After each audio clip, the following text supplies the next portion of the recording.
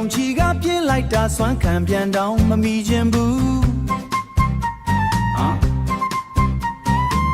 ခေါင်းပေါ်မှာမီးတောက်နေသလားတုတ်တုတ်တော့မလုပ်ရဲဘူးတုတ်တုတ်တော့မလုပ်ရဲဘူး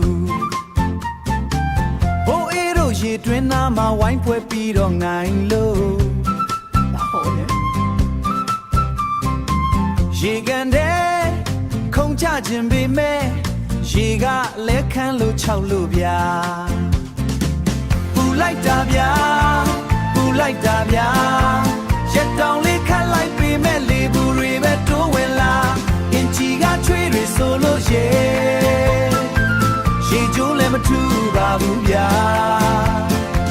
နေမင်းကြီးရဲ့နည်းနည်းလောက်တော့ရှော့ပေးပါအောင်လားဗျာနွားလဲမောင်းတဲ့ဦးကြီးလဲထမ်းရိပ်အောက်မှာပက်လက်ခွေးလေးတွေလဲရှာလေးထုတ်လို့အမော်တကောနဲ့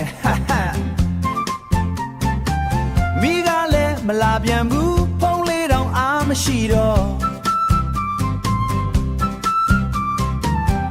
ညဘက်ကြရင်ဘလို့အိပ်ရမလဲ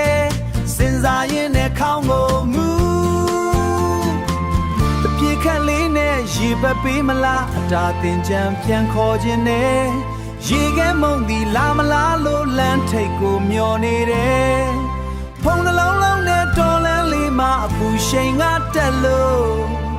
အိုးဒီຫນွေရာသီကြီးမြန်ကုန်မို့ဆူတောင်းနေရပြီဗျာပူလိုက်တာဗျာပူလိုက်တာဗျာရက်တောင်လေးခတ်လိုက်ပေမဲ့လေဘူးတွေပဲတိုးဝင်လာအင်ချီကချွေးတွေဆိုလို့ရေကျိုးလည်းမထူပါဘူးဗျာနေမင်းကြီးရဲ့နည်းနည်းလောက်တော့ရှော့ပေးပါအောင်လားဗျာအခေါင်တွေလည်း၆လာပြီပူတယ်လူလည်းရီပျော်တော့မယ်ကဲတောက်ရီအိုးလေးပဲပြေးဖက်ထားတော့မယ်ဗျာ